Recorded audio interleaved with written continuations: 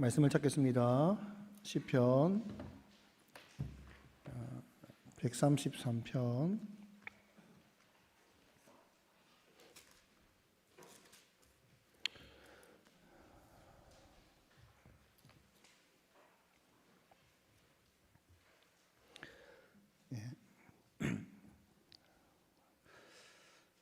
함께 읽겠습니다.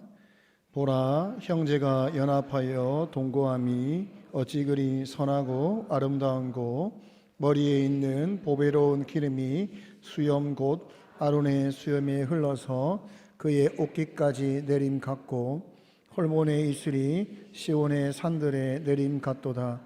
거기서 여호와께서 복을 명령하셨나니 곧 영생이로다.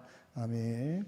시편 120편부터 134편까지 15편의 시편을 성전에 올라가는 노래다라고 이야기합니다. 이스라엘 절기가 있습니다. 절기가 되면 흩어진 유대인들이 성전에 올라가게 됩니다. 그들이 올라가면서 이제 불렀던 찬양을 이렇게 모았다 해서 성전에 올라가는 노래다라고 이야기합니다. 성전에 올라가기 위해서 작곡을 한 것은 아닙니다. 이미 만들어진 시를 그들이 성전에 올라가면서 선택하여서 부르게 된 것입니다.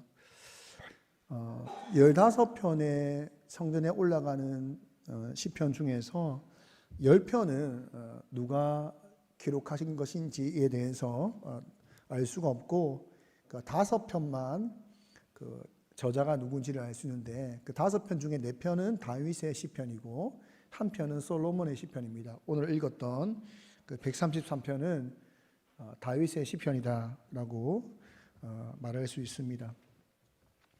다윗은 형제가 연합하기를 바란다, 연합하여 동거함이 아름답다, 이렇게 노래를 합니다.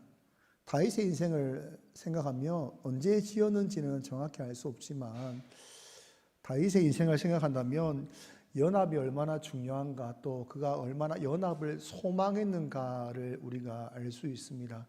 8형제 중에서 많은 분들이 다윗이 왕따가 아니었는가 이렇게 생각을 하잖아요. 연합되지 못했던 것 같아요. 그리고 그가 지나온 사울을 피해 지나온 삶을 돌아볼 때도 그렇고, 또 그가 왕이 되었을 때도 그는 이스라엘 전체의 왕이 되지 못하고 12지파 가운데 유다 지파의 왕으로만 처음에 왕이 됩니다. 7년 6개월은 유다 지파의 왕이었고, 그리고 나머지 이제 33년, 전체 40년이 이스라엘 왕으로 그가 통치를 하지 않습니까? 그가 바라볼 때는 이스라엘이라는 나라는 참 뭐랄까요, 단일 국가라고 말하기 참 어렵다, 이렇게 보였던 것 같아요. 자신이 왕이 되었을 때도 11지파는 여전히 사울 왕가를 따르고 있었고, 자신은 유다 지파만의 왕이었지만, 여러분 사실 우리가 12지파가 모세와 여호수아를 지나서 사사기를 넘어갈 때에는 각 지파가 각 영역에서 자기 땅을 차지하라고 말씀하잖아요. 근데 그들이 그렇게 하지 않고 이제 가나안 민족과 동화되지 않습니까? 그때 많은 이제 나라들이 이스라엘을 침공할 때에 이스라엘 전 지역을 침공하는 경우는 거의 없습니다. 대부분 북부 지역, 남부 지역 이렇게 부분적으로 침공을 하거든요. 그럼 침공을 하면 유다 지파가 공격을 당했다 이러면 다른 지파가 도와줘야 되잖아요. 성경에 도와줍니까? 안 도와줍니까? 안 도와줘요. 누가 일어나죠? 사사가 일어날 때까지는 움직이지 않습니다. 그러니까 단일 국가라고 하기에는 그 색채가, 지파 색채가 너무 강한 나라가 이스라엘이다, 이렇게 볼 수 있는 겁니다. 도와주지 않아요. 어려움을 당해도 도와주지 않습니다. 그렇게 흘러서 사울 왕이 세워지고 그 다음에 다윗 왕이 세워질 때도 나라는 분열되어 있었던 것입니다. 다윗은 이 시편 133편을 지으면서 참 우리나라가 참 하나가 되면 얼마나 좋을까, 그런 소망이 담겨져 있다, 저는 이렇게 생각을 합니다. 1절에 보니까 보라, 형제가 연합하여 동거함이 어찌 그리 선하고 아름다운가. 이거 히브리어로 직역을 하면 보라, 보라 얼마나 선하고 아름다운가 이렇게 됩니다. 의역을 하다 보니까 강조가 좀 약하게 된 것 같아요. 이 강조는 감탄이 강조가 됩니다.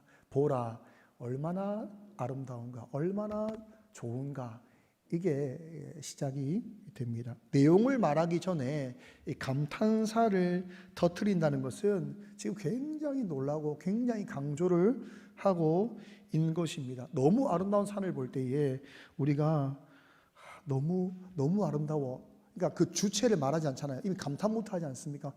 너무 아름다워, 너무 예뻐 한 다음에 산이 아니면 뭐가 이렇게 이야기하지 않습니까? 다윗이 지금 연합에 대해서 이야기할 때에 얼마나 아름다운가, 얼마나 선한가 이렇게 감탄을 하는 것입니다. 여기 선하다라는 단어가 하나님께서 천지를 창조하실 때에 첫째 날, 둘째 날 창조하실 때마다 좋았더라라고 이야기하시죠. 그 좋다라는 단어가 토부인데 그 단어를 쓰고 있는 것입니다. 형제의 연합은 하나님 보실 때에 그 창조에 좋다 할 만큼 정말 아름답고 정말 선한 그런 모습이다라고 하고 있는 것입니다. 형제 자매가 함께 연합하여 사는 모습, 형제 자매가 함께 한 마음으로 서로가 배려하고 사랑하여서 이렇게 어울려져 살아가는 이 모습을 볼 때에 하나님이 얼마나 아름다운가, 다윗이 얼마나 아름다운가 이야기를 하죠. 다윗이 어떻게 보면 꿈꿨고 아니면 지금 보고 있는 그 장면을 시로 남겼는데 그것이 성경이 되었다는 것은 무엇을 말하냐면 하나님 보실 때 그렇다는 거죠. 하나님 보실 때에 형제 자매가 연합하여서 함께 한 마음으로 어우러지고 사랑을 나누고 배려를 하고 이렇게 살아가는 모습을 볼 때에 하나님이 얼마나 아름다운가 이렇게 말씀하신다는 겁니다. 부모가 되니까요, 자녀들이 잘 지내는 것만 봐도 행복하잖아요. 서로 안 싸우고 서로가 뭔가 좀 배려하고 뭔가 좀 이렇게 위로하고 뭐 챙겨주고 좀 참고 이것만 봐도 참 귀하고 참 예뻐 보이지 않습니까?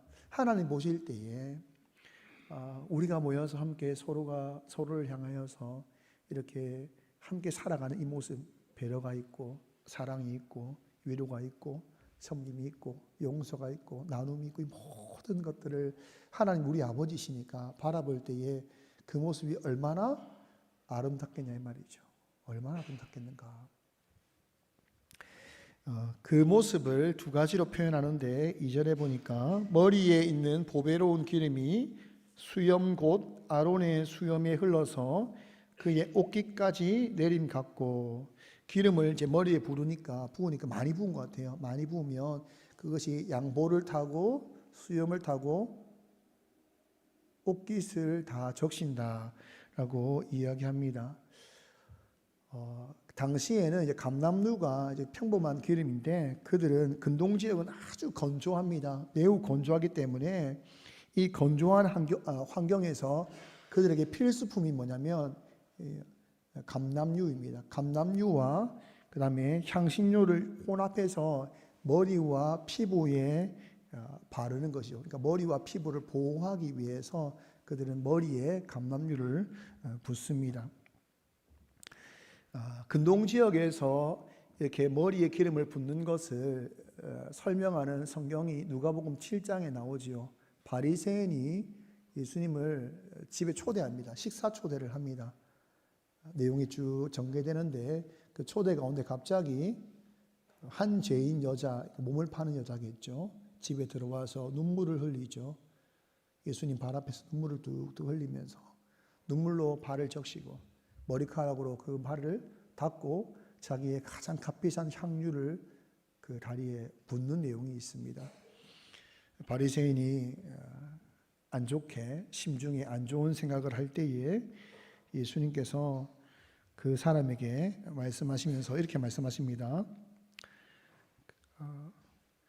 이 여자를 보느냐? 내가 내 집에 들어올 때 너는 내게 발 씻을 물도 주지 아니하였고 이 여자는 눈물로 내 발을 적시고 그 머리털로 닦았으며 너는 내게 입맞추지 아니하였으되 그는 내가 들어올 때부터 내 발에 입맞추기를 그치지 아니하였으며 너는 내 머리에 감람유도 붙지 아니하였으되 그는 향유를 내 발에 부었다. 이렇게 말씀하십니다.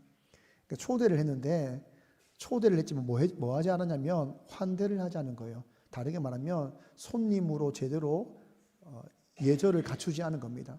그러니까 바리새인이 식사 초대를 했지만 그 의도가 좋지 않았던 겁니다. 좋지 않다 보니까 그가 좋지 않은 마음으로 예수님을 식사 초대하다 보니까 기본적으로 주인이 갖추어야 될 손님에 대한 기본적 예절을 지키지 않은 겁니다. 그 근동지방은 걸으면 발이 엄청나게 더러워지거든요.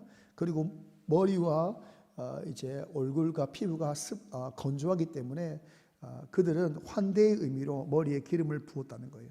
그게 보습도 되고 또 좋은 향신료를 주기 때문에 상쾌한 기분을 주는, 그러니까 이거는 환대의 의미인 것입니다. 발을 씻기고 머리에 기름을 붓는 것은 환대의 의미고 귀하다, 당신 나의 귀한 손님입니다 라고 하는 의미인데 손님을 초대해놓고 예수님을 초대해놓고 발도 안 씻긴 거예요. 여러분 그 유대인들은 밥을 먹을 때 비스듬히 누워 먹거든요. 더러운 발이 다 보인다 이 말이에요. 사람들 볼 때에 저 사람은 예수님을 어떻게 여긴다 생각하겠죠? 귀하게 여기지 않는구나. 표를 냈다 이 말입니다. 거기 등장하는 것이 뭐냐면 머리에 기름을 붓는 겁니다. 귀하게 여기는 거예요. 그 사람을 귀하게 여기는 거. 환대할 때에 머리에 기름을 붓지요. 우리 시편에 보면 이 내용이 등장합니다. 시편 23편 5절에 보니까 주께서 내 원수의 목전에서 내게 상을 차려주시고 기름을 내 머리에 부으셨으니 내 잔이 넘칩니다 라는 번역이 있지요. 성경의 현대어 번역은 이렇게 번역합니다. 주께서 내 원수들이 보는 가운데 나를 위하여 잔치를 베푸시고 나를 귀한 손님으로 맞아 주셨으니 내 잔이 넘칩니다. 나를 위해 잔치를 베푸는 거예요. 원수 앞에서 나에게 잔치를 베풀어 주시고 잔치를 베푸는 것도 귀하다고 여겨주시는 거잖아요. 근데 아예 그들 문화 가운데 정말 귀하다고 확증하는 것이 뭐냐면 머리에 기름을 부어 주신다 이 말입니다. 그러니까 원수들 본 앞에서 하나님께서 이 다윗은 나에게 귀한 사람이야 라고 아예 증명을 해버리는 거예요. 못을 박는다 이 말입니다. 그 못을 박는 행위가 뭐냐면 머리에 기름을 부어 주시는 거예요. 그 사람을 귀하다라고 여기는 것이다 이 말이죠. 여러분 형제 자매의 연합의 모습을 하나님이 보실 때에 참 하나님이 이 모습이 하나님께 기쁨과 즐거움이 되는 그 모습이 어떤 모습이냐 하면 서로가 서로를 뭐하게 여기는 거죠? 귀하게 여기는 것. 서로가 서로를 귀하게 여기는 것. 이것이 하나님의 마음을 즐겁게 하는 겁니다. 토브, 기쁘게 한다 이 말이죠. 저는 우리가 기도할 때 하나님의 기쁨이 되고 싶습니다. 이런 기도를 참 많이 하지 않습니까? 우리가 그렇게 노래도 하고 그렇게 기도를 참 많이 하지 않습니까? 여러분 하나님께 기쁨이 되는 것 중에 아주 좋은 방법이 뭐냐면 여러분이 교회 안에서 잘 연합해 있는 것입니다. 성도가 잘 지내는 겁니다. 여러분 잘 지내는 것만으로도 하나님의 마음을 기쁘게 하는 겁니다. 여러분이 잘 지내는 것만으로도 하나님의 마음을 즐겁게 한다. 성경 그렇게 이야기하고 있는 겁니다. 오늘 우리가 밖에 나가서 하는 것도 하나님의 기쁨이 되는 겁니다. 아니 목사님 우리 나가서 놀기만 하는데요. 놀기만 하는 게 기쁨이라니까요. 이게 얼마나 놀랍습니까? 놀기만 해도 여러분 자식이 행복하게 노는 모습 보면 기쁩니까 안 기쁩니까? 기쁘잖아요. 안 싸우고 그냥 행복하게 놀고 잘 지내고 서로 나누고 그 모습 보면 얼마나 부모님이 이렇게 흐뭇하고 행복합니까? 하나님이 보실 때에 우리가 그냥 행복하게 주 안에서 함께 화목하게 지내는 그 모습만 봐도 서로가 서로를 귀하게 여기는 모습만 봐도 하나님 보실 때에는 기쁨이 있다 이 말이에요. 기쁨이. 하나님 행복하다 이 말이죠. 오늘 3절에서는 헐몬의 이슬이 시온의 산들에 내림 같도다. 거기서 여호와께서 복을 명령하셨나니 곧 영생이로다. 여러분 이스라엘은 계절을 봄여름 가을 겨울로 말하지 않고 이제 우기와 건기로 비가 내리는 계절과 비가 내리지 않는 계절로 설명을 합니다. 건기가 4월부터 8월까지가 건기예요. 우리나라로 말하면 여름 기간입니다. 여름 기간은 열매가 뭐하는 기간이죠? 열매가 자라는 기간이거든요. 비가 와야 됩니까? 안 와야 됩니까? 와야 돼요. 비가 안 오면 어떻게 되죠? 다 죽습니다. 그래서 이스라엘은 그 팔레스타인 지역은 여름철에 곡식이나 식물들은 이게 시들해집니다. 뜨거운 태양과 건조한 이 땅 때문에 시들해지는 거예요. 하루 이틀 지나면 어떻게 되겠습니까? 다 죽겠지요. 근데 안 죽고 다 살아납니다. 왜 살아나는가 하면 이슬이, 비가 없음에도 불구하고 이 이슬이 충분히 내리기 때문입니다. 충분히 내리기 때문에 한낮에 메말랐던 이 식물들이 다시 밤이 되면 이 흡족히 내리는 이슬로 말미암아 다시 우뚝 일어나는 거예요. 활짝 핀다 이 말입니다. 이것을 이제 형제와 자매의 하나 되어 가는 모습으로 설명을 하고 있다는 것입니다. 여러분, 교회 안에는요, 이런저런 아픔이나 슬픔이나 어려움이나 문제나 다 있습니다. 세상과 다를 바가 없잖아요. 세상이 다를 바가 없음에도 불구하고 세상과 다른 이유가 뭐냐면 여기는 뭐가 있죠? 형제의 자매의 사랑을 통해서 생명력이 있다 이 말입니다. 교회는 위로가 있어야 돼요. 누구를 안아줘야 된다 말입니다.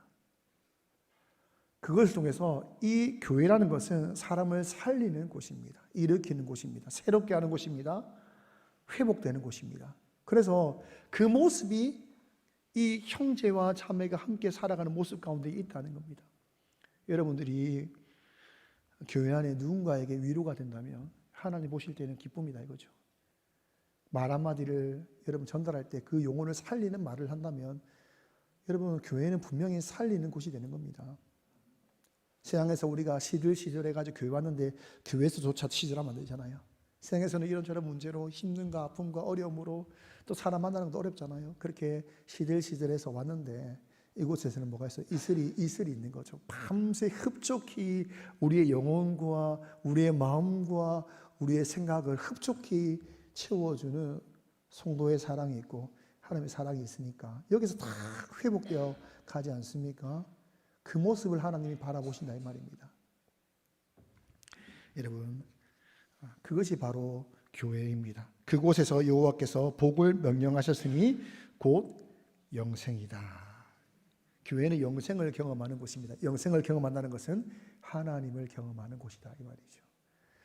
성도가 함께 믿음의 공동체를 만들고 이렇게 하나 되어서 함께 어우러져 살아가는 이 모습이 하나님 보실 때는 기쁨과 즐거움입니다. 서로가 서로를 귀하게 여기고 서로가 서로를 세워주는 생명을 전파하는 이 교회는 하나님 보실 때의 기쁨과 즐거움이고 그리고 하나님을 거기서 우리가 만날 것입니다.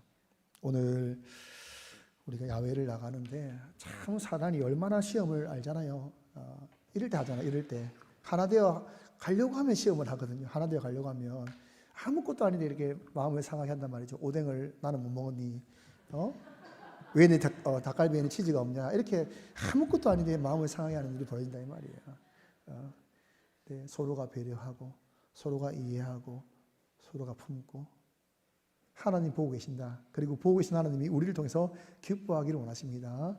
오늘 우리 교회가 이런 행복한 모습을 하나님께 드러낼 수 있기를 간절히 소망합니다. 찬양을 한번 부르겠습니다. 제가 30년 전에 배웠던 찬양인데 지금 우리가 주님 안에 하나가 되어, 제목은 아름답게 하리라 라는 찬양입니다. 교회를 오래 다니신 분은 아실 테고 모르신 분도 있겠지만 두 번 부르겠습니다. 두 번.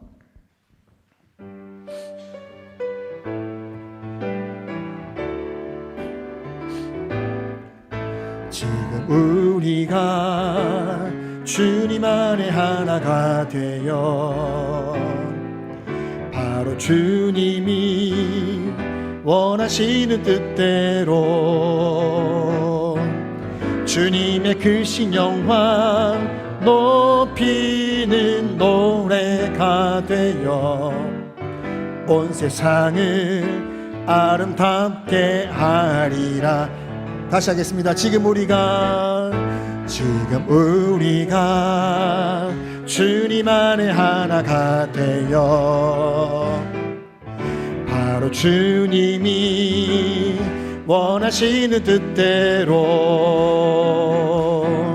주님의 크신 영광 높이는 노래가 되어 온 세상을 아름답게 하리라.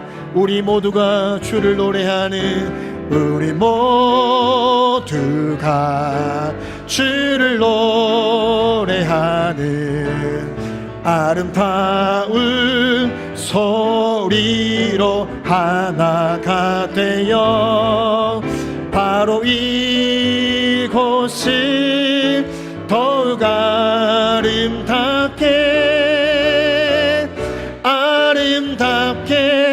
하리라. 우리 모두가 주를 노래하는, 우리 모두가 주를 노래하는 아름다운 소리로 하나가 되어 바로 이곳을 더욱 아름답게